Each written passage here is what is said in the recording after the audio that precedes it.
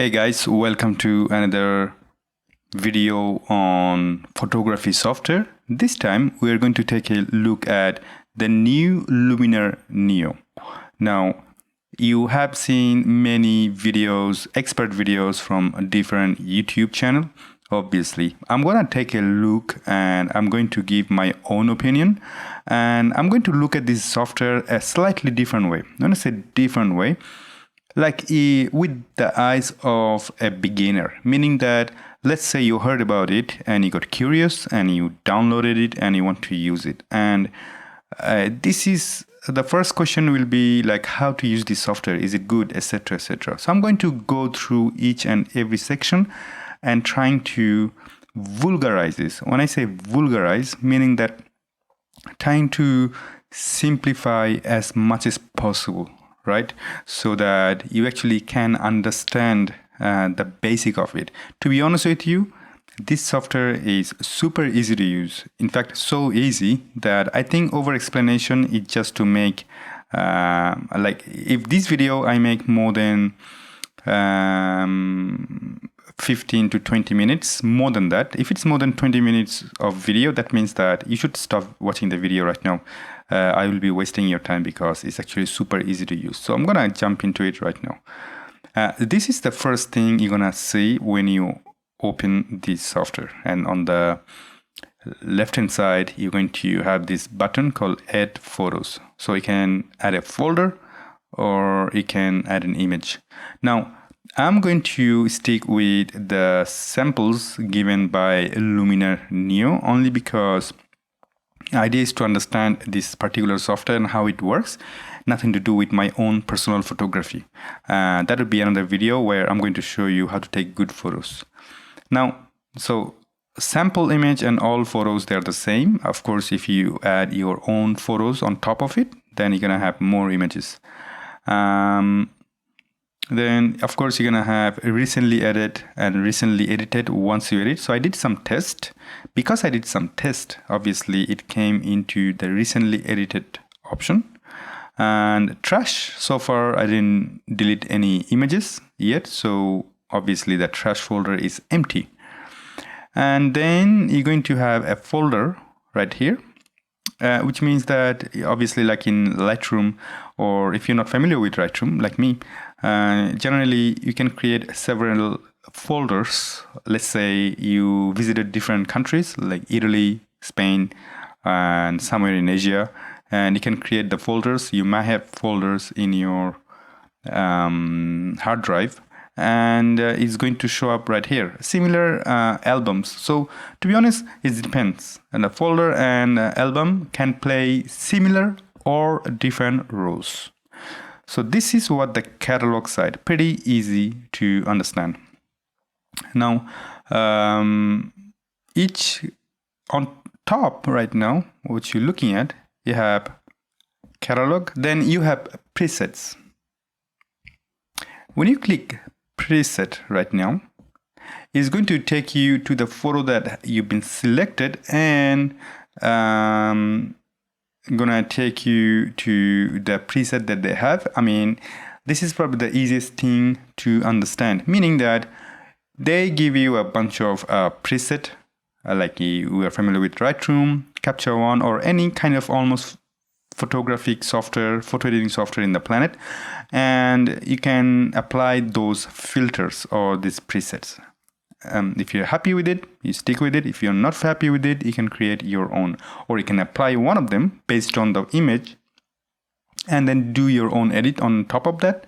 This can be your starting point, right? You can also buy presets from Luminar software. I mean, I have never ever bought any preset in my life. I don't understand why people spend money on it. You can create your own preset and then use it forever. That's always have been the case, in my case at least. Anyway, that's another subject. Then at the bottom, you have the zoom. You have actions. So revert to the original, for example. And if you, let's say, did some edit here, you have this option called Save as Preset, what I just said, which is you can do your own edit. If you like it, you can save it as a preset for the following images. Saves you a lot of time. And you have this I button, which is the preview. At this point, I didn't do any kind of editing. If I did edit, you can click it and it's going to show you before and after. Now, again, easy to understand. So far, I think I have spent about 7 minutes.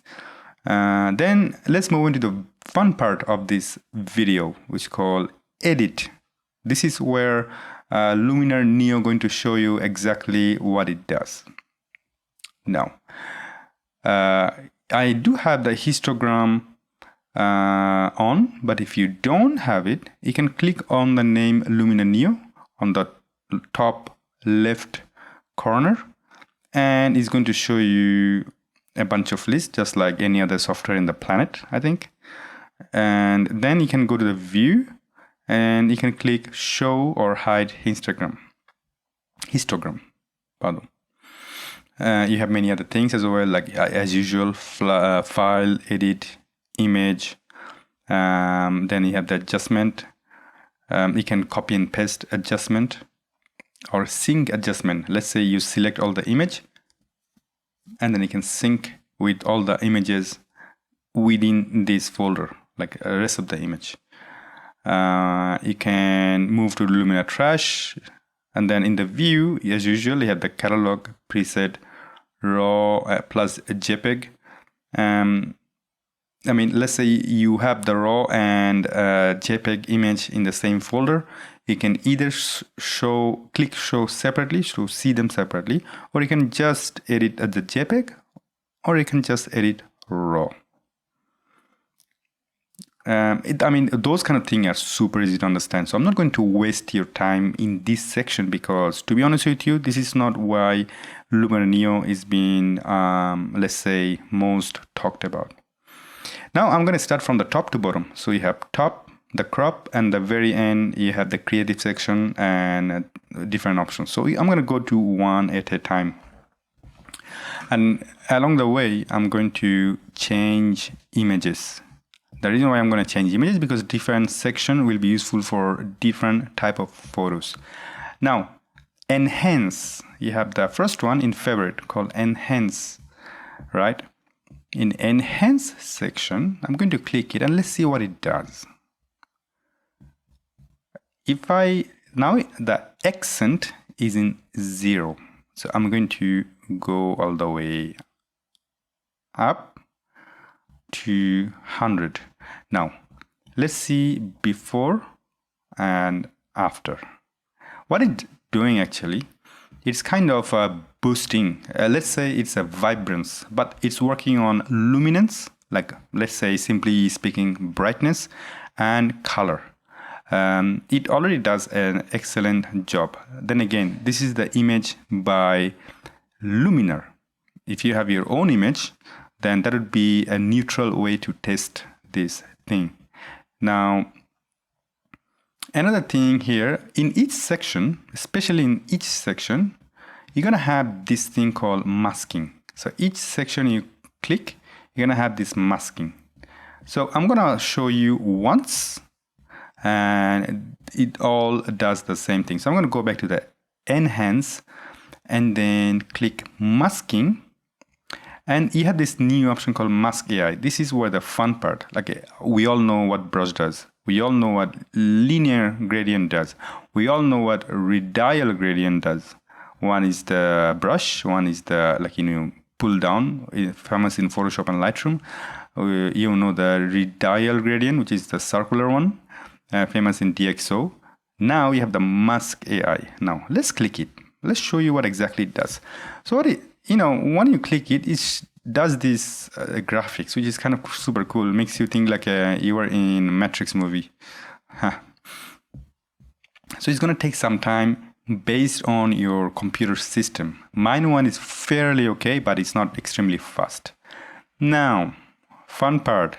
Now you have 4 options. It's going to change based on the image. Right now, it's selected sky, architecture, water, and transport. So you have sky in this image, you have the architecture in this image, the house, you have transport in the image, which are the boats, and the water, obviously. Now, when you click sky, for instance, it shows that it does actually select quite well the sky. In fact, if you zoom in, let's zoom in about 100%, and will it, oh, there you go. I'm gonna click it into the, not this section, a little bit down. It doesn't go down. I'm kind of disappointed. Oh, there you go. There you go. If I go to that little pool there, it does quite okay job. Now, then you can of course brush it off. In my opinion, you can do that. But this is not the end of the world, to be honest. I mean, if you want to be perfectionist, you can brush it off. You can use a brush and you can take it off. Now, let's click off sky. Now, click architecture. Again, it does 90% good job. Now, at the reflection area, it did not select the architecture. It could be a good news, it could be a bad news. Let's say at the reflection, it almost did, but not all of it.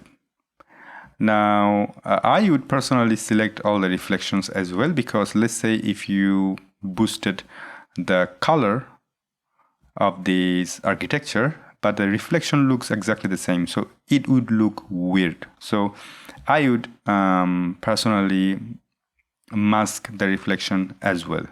At the beginning, it didn't, so it's not the end of the world again, but I would do that.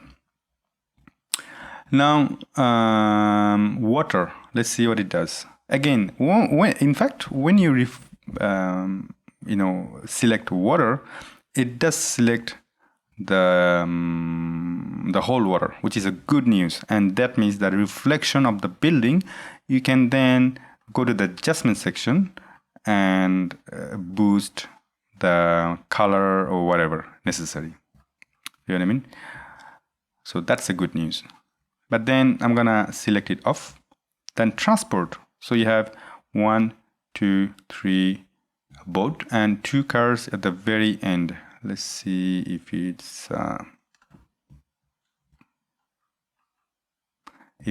selecting. I cannot really go select exactly where I want to zoom in. I probably mistaking, but at this moment I cannot really. There you go. If I use my mouse wheel, it's working perfectly. But if I'm just clicking, I'm finding it difficult to do anything. So at this point, it does select perfectly the cars, which is good news. So the Mask AI overall does a fantastic job, right? It's not perfect, but you can then go back to the brush and then use the eraser to take off the area where you don't want it, or add brush mask where you want it, right? So that's a good thing. So enhance, I showed you enhance and the mask AI at the same time. Before I go to the develop section, because this photo is a perfect example of, or to show you or to demonstrate one of the most talked about option of Luminar AI, which is the sky replacement. Now, the reason why this image is particularly awesome because it does have a reflection. So my objective here is to understand exactly, will changing the sky reflect on the water as a reflection? Now, time to find out. I'm not going to go through each and every sky, but I'm going to go through something complicated. Let's say this one. Now, there you go. I can clearly see, I'm going to go to the reflection area right there. There you go. Now, let's say before and after. Before and after. So not only change the ambience, but it also shows the reflection in the water. I'm gonna go somewhere here too. Wait a little bit because my computer is going all over the place. Now I'm going to, there you go, before and after. So I'm gonna change to another sky and just focus on the water. Let's see what it does. And effectively it does show the sky reflection on the water and does it very well. And I'm happy. And it does with details because nobody gonna zoom in. Even though, look at that, it's doing the zigzag here, and the change in sky is quite extraordinary, I gotta say. So yeah, I mean, and then again, if you are zoom to fit the screen, there you go. If you are willing to change the orientation and change the mask refinement, you can of course do the refinement with the refinement section, but at the starting point it does a very good job. And the reflection, again, you do have a dedicated reflection area and it does show you how much reflection do you want. Personally, I would stick with the default because sometimes too much reflection it does look too unrealistic. For example, if I go all the way to 100, I wouldn't do that. I would stick to the one that looks natural to me. Sometimes less is more. The water blur, let's see. So it does blur the water again. Sometimes less is more. Remember. Sense relighting, that's one of the important things because each time you change sky, it will change the brightness. So will it depends on the photo per photo. I would recommend you to do a little bit of changing here as well. The sky adjustment, again, it only impact the sky. So it depends on image per image, photo per photo, because not one rule doesn't apply on all the images. Now, here is another interesting thing that I want to show you. So I'm going to change the image and go somewhere busy. So I select this build third photo and then go to the erase. Now in the erase you have size of the eraser. You can select side of the eraser, you can deselect side of the eraser. Meaning that let's say you erase something and then you want to invert the action. So you can deselect and then do exactly the same thing. I can get rid of that action area. Now that's one thing, but the fantastic part here is the object removals.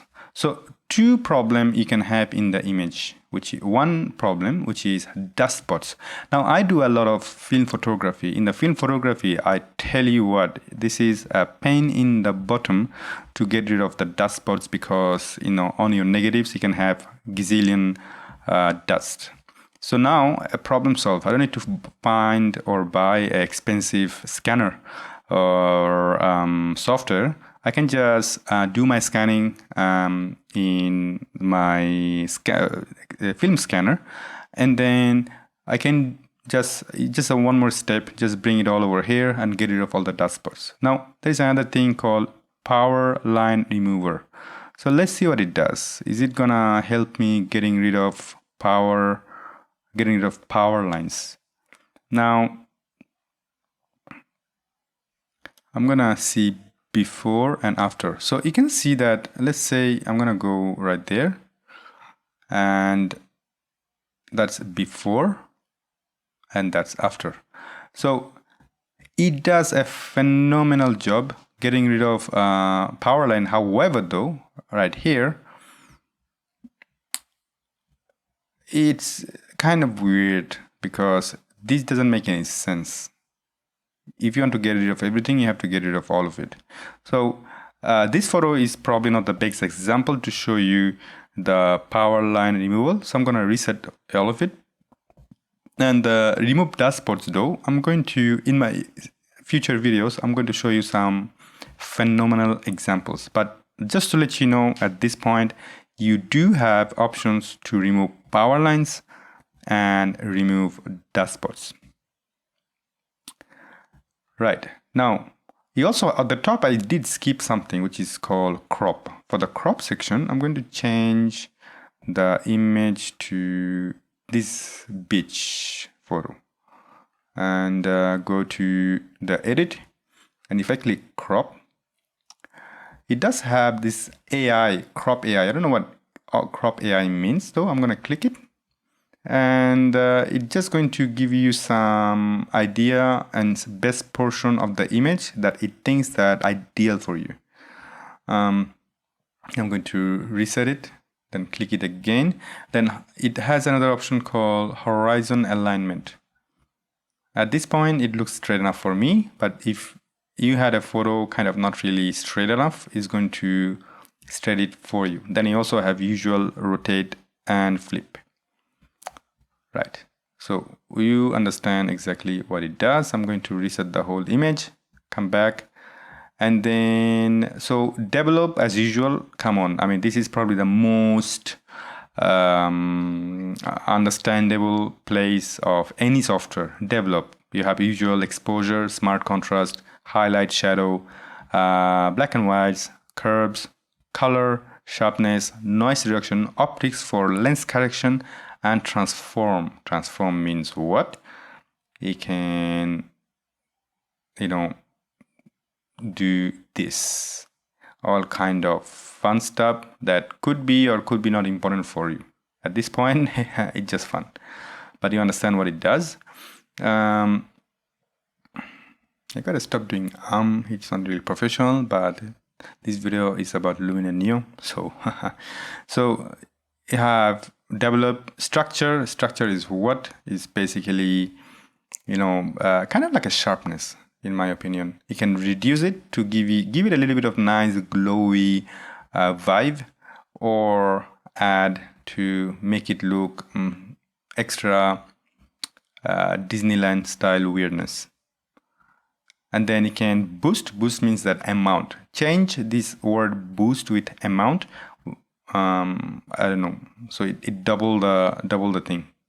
So essentially, you can add an amount, and on top you can multiply that amount by 16 times, 20 times, etc. Then you have color. Again, the typical saturation, vibrance, and remove color cast. Detail is more about, again, it's another way to add sharpness and micro contrast. Then each section you have masking, the same famous masking that it added. We have the denoise, noise reduction. Then you have the landscape, depends on what type of photo you have. You have the dehazer. Let's see, because this image has a lot of dehazer, so I'm kind of curious what it does. If I slide it all the way up, yeah, it does dehaze, but I kind of like the haze, honestly. And the golden hour, you can add golden hour, which is perfect at this very image. Foilers enhancer, meaning that it does add more green inside your greenery. This is a challenge because let's see the masking, and I'm gonna click sky. Let's see it can perfectly select sky, because at this moment this is gonna be challenging. I'm sure about it. Aha, so you have human. So I'm gonna click human. Let's see if it's selecting human properly.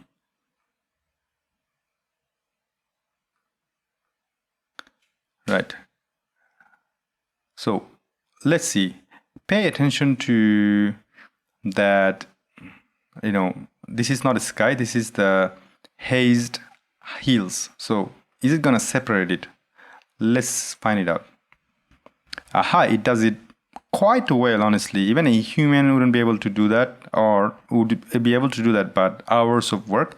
So this gives you a very good baseline. So that's a good news, actually. A very good news. Now, architecture, again, a challenging moment for this software, because all the architecture is in far distance. And without a surprise, it selects almost all of it, but not all of it, because right there it misses many architecture. Architecture, then mountains. Let's see. So it selects mountains, but with the architecture. I mean, not surprising, because the photo is too difficult for even for the human. So you need to do that manually. The automatic thing won't work here. Human, same.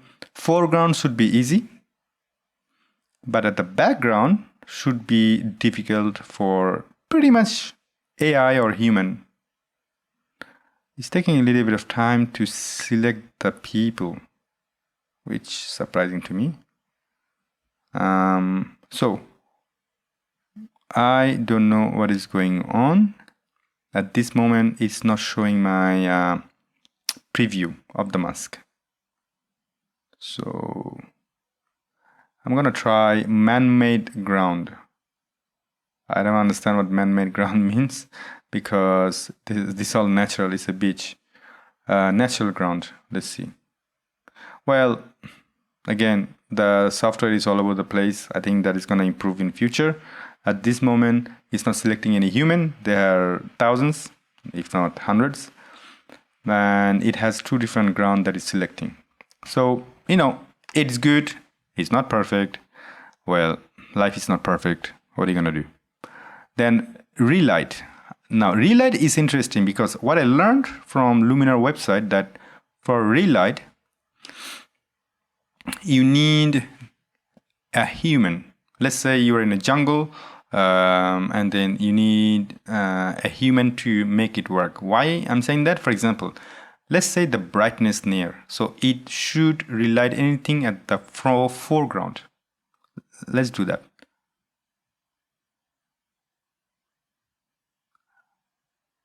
So my computer is taking a little bit of time, but voila. So pay attention to the background here. So I'm gonna go slowly down and pay attention to the background. Background remains fairly unchanged. Is the foreground is too bright, that's why the background looks darker. Now, what about the brightness far? So which means that the far thing is gonna be brightened, the foreground won't be bright. So there you go. I'm gonna go up, pay attention to the foreground. The picture of the lady is not changing, but the background is. And then depth is the balance, meaning that I can go all the way up. Then you can play with how much you want between the back and forth. So, which is a very phenomenal tool, I gotta say. I'm gonna try with another image. I don't know, let's say this image. The reason why I said that you need a human subject in order to make it work, because here it's just city and a car as usual. Now, if I do brightness near, I think it's gonna be difficult for the software to figure out which one is the foreground and the background. At this moment, it just did the foreground, but it doesn't have any meaning at the foreground. And if you do the brightness far, again, it's kind of useless, because you have other option in the develop mode. For example, exposure, smart contrast, highlight, shadow, etc., etc. So those should do a good job. Relight is more for portrait, or in a big landscape portrait photography, where the human element or something that most important, and kind of you want the people to look at it, right? So it's a good job, a good tool for not for all the image, just to give you an idea. And then you have the atmosphere. You can add fog, layer fog, mist, and haze. So let's say mist, and I'm gonna add it. Oh, cool. It does a good job, actually. It does look like a winter now. And looks pretty realistic, I gotta say. It's pretty realistic, yeah. You have the sun ray, dramatic. What is dramatic means though? So it's basically raise the contrast. Manageable, nothing too crazy. You have the mood. Again, the atmosphere and mood. I think it has LUTs, and you can use those LUTs to make it look whatever it is, smoky. You have Athena, which is mostly for portrait. Kodachrome 3. Let's see Kodachrome 3. Well, you get the idea. So basically it allows you to use LUTs. Toning, it's mostly the split toning, famous in the planet for shadow and highlight. I'm not going to spend time because it's not something new. You should be able to understand it by trial and error. Matte. What is matte? So I'm going to add all the way. So it just gives you the flat film look, essentially. So I'm going to change the image for that. Action, revert to original, and catalog. Now I'm going to change the image to this, and then same matte. There you go. It does give you kind of like a film look, I gotta say. Then the fade, you can add extra fade, reduce fade, you can add contrast or not, vividness or no vividness, up to you. And then you have the color toning, depends on, you can add some color cast essentially. Mystical, this is like the same tool over and over again. Look at that. It looks like a 1960s one of those blurred look. I love it. I gotta say that I do love it. Oh boy, oh boy, oh boy. I've been looking for these kind of things all my life. People might think that why, a sharp lens is super important. Sharp lens is super important. Trust me, bro or madam, the sharpness is not always important in life. Now, what is the difference between mystical and glow? Let's say soft focus and M mount. Well, mystical and glow, I gotta say one probably works for portrait, one probably works for the landscape or cityscape and all kind of stuff. Then glow, let's see.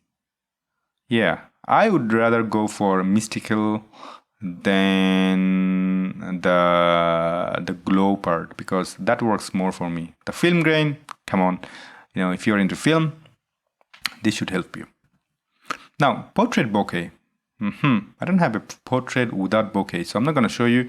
I won't be able to show you exactly what it does, but what it does, of course, it adds portrait bokeh in the portrait, but I'm not going to be able to show you with the example I have here, I think. No, I can't. But it does add bokeh in your portrait, just like the new edition in Photoshop.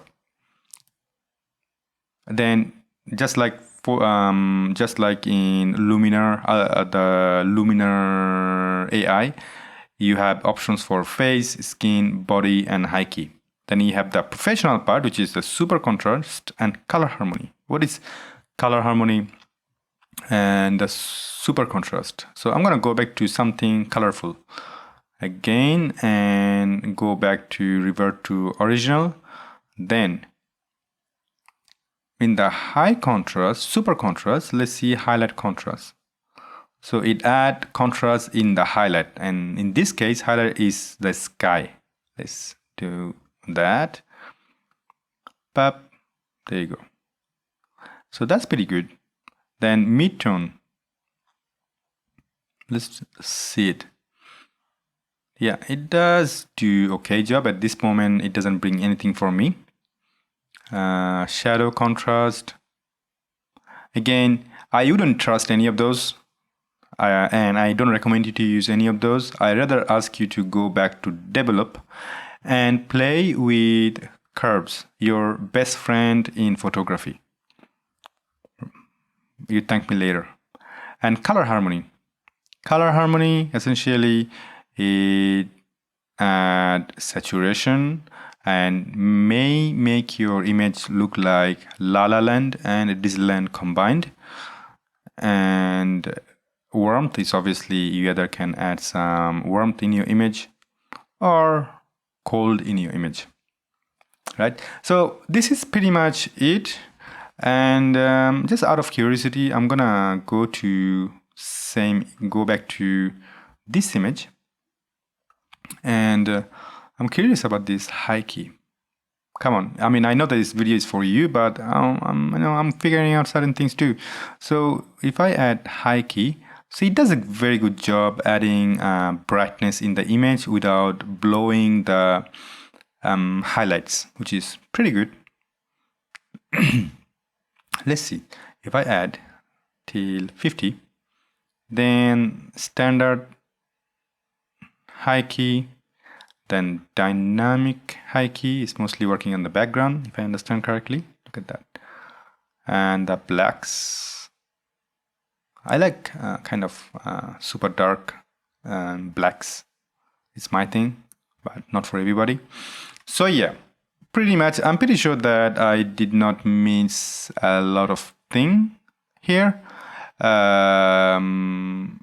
Pretty much is the objective of this software is to simplify heavy editing in Photoshop. Essentially, you should be able to do pretty much 90% of your photography in with this particular software, and doesn't cost much.